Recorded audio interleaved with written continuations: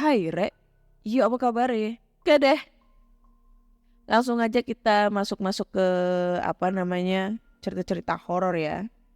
Dan cerita pertama ini datang dari email. Judulnya adalah Perkenalan Kos Baru. Oke. Halo Kak, namaku Ray. Aku mau berbagi cerita tentang yang aku alami saat ini. Saat ini aku berusia 17 tahun dan baru saja naik ke kelas 11 SMK. Dan setiap kelas 11 harus dilaksanakan pakerin, prakerin, praktek kerja industri gitu ya. Atau biasa disingkat PKL. Waktu itu aku dan teman-temanku berlima, cewek 2, cowok 3, yang waktu itu memutuskan ingin PKL di titik-titik. Yang 2 jam jarak dari rumah kami, dan kami pun disarankan untuk kos di tempat kakak kelas dulu. Kami pun setuju aja karena dekat juga dengan tempat PKL. Ini gak ada tanda titiknya coy, aku agak bengong. Sebelum H-1, temen aku cewek bernama Putri itu kecelakaan dan tidak bisa berangkat. Waktu itu kami pun berempat berangkatlah dulu ke tempat kos-kosan itu. Sebenarnya bukan seperti kos-kosan, lebih tepatnya penginapan, tapi dijadikan kos-kosan karena pandemi waktu itu, dan belakang tempat kos-kosan itu adalah petilasan atau makam Sri Aji titik-titik-titik. Lanjut cerita, di tempat itu cuman ada 3 tempat kos-kosan. Aku dan 2 teman cowokku tidur di tengah dan 1 teman cewekku tidur di belakang kosan kami. Malam pun tiba. Kami para cowok tidak bisa tidur. Mungkin karena tempat baru, kami pun tidur jam 1 malam. Dan 1 teman aku cowok bernama Reza itu kebangun jam 3 mendengar suara dari kamar mandi. Ia pun menghidupi senter HP-nya dan suara pun berhenti. Paginya, Reza bercerita ke kami semua. Dan temen aku cewek 1 lagi bernama Diva itu juga merasakan hal aneh saat sholat Isya. Di belakangnya terdengar suara dari lemari dia sholat. Aku pun bilang ke mereka mungkin perkenalan. Hari-hari pun kami lewati tanpa ada gangguan lagi, kecuali selalu terbangun di jam 3 pagi dan sering mendengar suara-suara aneh. Kami berempat pun mulai terbiasa akan hal itu.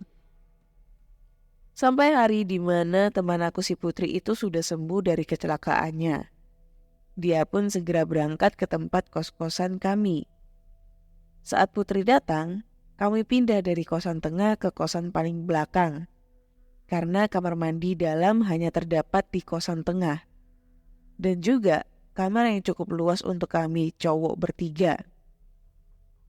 Saat Putri sudah datang dan sudah berberes-beres barang-barangnya, kami pun tidur karena sudah malam juga. Paginya sekitar jam 4, Putri menggedor-gedor kamar kami cowok-cowok. Ia ketakutan dan menangis. Kami pun terkejut dan mereka pun bercerita kalau di jam 3 kamar mandi dalam itu digedor-gedor. Vita pun bangun dan membangunkan Putri saat ingin keluar pintu kamar mandi semakin keras tergedor. Sampai dia ketakutan dan lari keluar dengan telepon ortu masing-masing. Dan membangunkan kami cowok-cowok di jam 4. Dan sebenarnya saat Putri gedor-gedor kamar aku, saat Reza membuka pintu, ada suara ibu-ibu yang datang kepadaku seperti ingin melahapku. Tapi tidak aku ceritakan ke teman-temanku. 1 minggu berlalu Kami tidak pernah diganggu sama sekali. Dan saat itu sesudah azan Isya, kami cowok-cowok suka berada di depan kos tempat bersantai untuk mabar.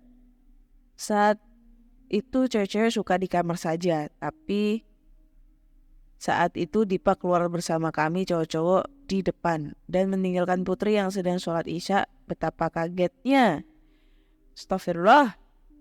Kami semua melihat Putri lari dari kamar kos dan masih menggunakan pakaian sholat serta menangis terseduh-seduh. Kami pun menenangkannya dulu hampir 2 jam untuk bisa menenangkan Putri, dan dia mulai bercerita ke kami. Pada saat itu dia sedang sholat Isya. Di rakaat ketiga dia merasa ada yang pegang pundaknya.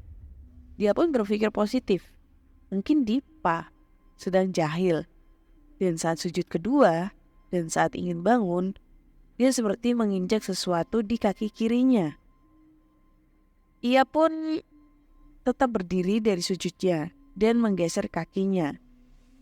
Dan betapa terkejutnya dia melihat kepala di bawah kakinya dan rambut panjang menutupi mukanya. Saat itu, dia sudah takut untuk meneruskan sholatnya dan ingin lari. Betapa terkejutnya di depannya terdapat kaki yang berlumuran darah. Saat itu pun ia langsung lari dan teriak sambil menangis. Ia pun bercerita kalau dia kadang bisa melihat makhluk-makhluk begituan, tapi tidak pernah sampai diganggu seperti itu. Saat itu juga ia bercerita sebelum kejadian itu dia pernah bermimpi dikubur di dalam liang lahat. Dan ada seorang wanita yang bilang, "Kamu harus mati sama aku." Keesokannya Putri dan Diva pun meninggalkan kosan itu dan tinggallah aku dan 2 teman cowokku yang tetap di situ untuk terus bertahan.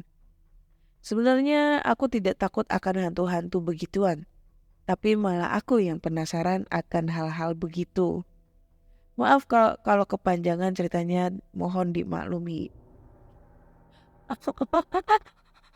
Mata aku pedas, guys. Oke, gue telah sedikit tentang masalah cerita di episode kali ini ya, yang tentang perkenalan kos baru.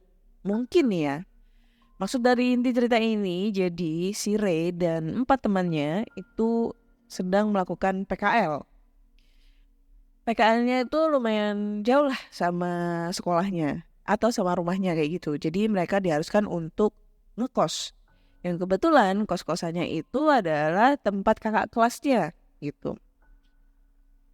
Nah, teman-temannya ini terdiri dari 3 cowok termasuk dia dan 2 cewek.